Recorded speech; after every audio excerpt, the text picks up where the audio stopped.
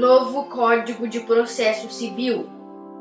Os artigos 149 a 155 dos Auxiliares da Justiça. Texto de José Tessainer, narração de Alessandra Gauer e José Tessainer. Dos Auxiliares da Justiça. O artigo 149 enumera alguns dos Auxiliares da Justiça. Artigo 149. São auxiliares da Justiça, além de outros cujas atribuições sejam determinadas pelas normas da organização judiciária, o escrivão, o chefe de secretaria, o oficial de justiça, o perito, o depositário, o administrador, o intérprete, o tradutor, o mediador, o conciliador judicial, o partidor, o distribuidor, o contabilista e o regulador de avarias. Dentre os auxiliares da Justiça não enumerados no artigo 149, podem-se citar o avaliador e o leiloeiro. Dispondo sobre matéria própria das leis de organização judiciária, o Código exige que, em cada juízo, haja pelo menos um ofício de justiça e, em cada comarca, tantos oficiais de justiça quanto sejam os juízos. O artigo 152 enumera as atribuições do escrivão ou chefe de secretaria. Artigo 152. Incumbe ao escrivão ou ao chefe de secretaria 1. Redigir na forma legal os ofícios, os mandados, as cartas precatórias e os demais atos que pertençam ao seu ofício. 2.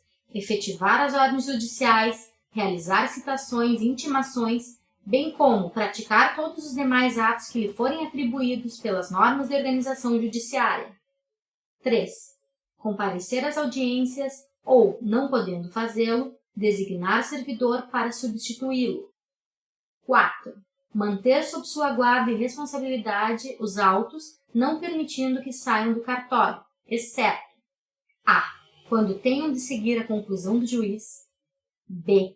com vista ao procurador, à Defensoria Pública, ao Ministério Público ou à Fazenda Pública. C. Quando devam ser remetidos ao contabilista ou ao partidor. D. Quando forem remetidos a outro juízo em razão da modificação da competência. 5. Fornecer certidão de qualquer ato ou termo do processo, independentemente de despacho, observadas as disposições referentes ao segredo de justiça. 6. Praticar de ofício os atos meramente ordinatórios. Parágrafo 1º.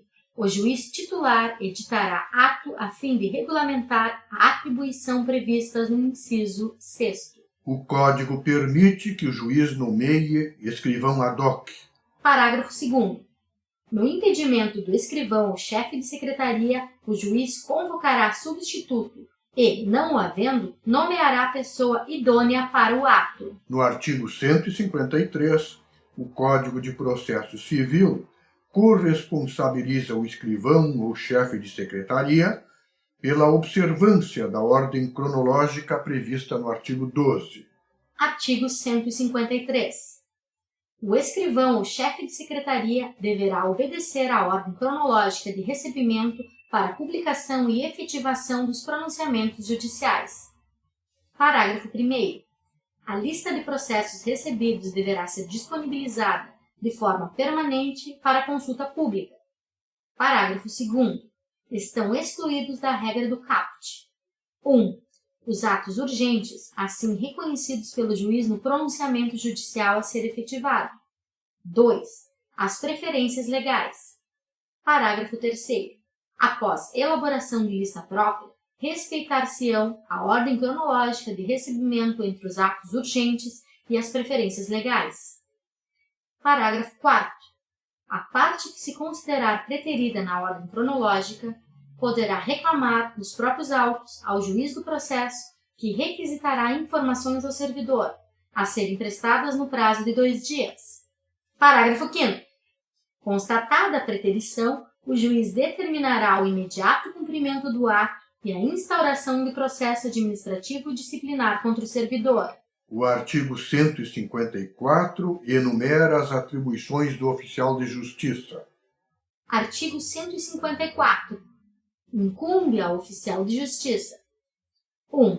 Fazer pessoalmente citações, prisões, penhoras, arrestos e demais diligências próprias do seu ofício, sempre que possível na presença de 2 testemunhas, certificando no mandado o ocorrido com menção ao lugar, ao dia e à hora.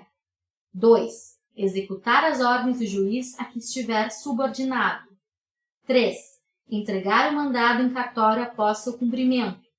4. Auxiliar o juiz na manutenção da ordem. 5. Efetuar avaliações quando for o caso.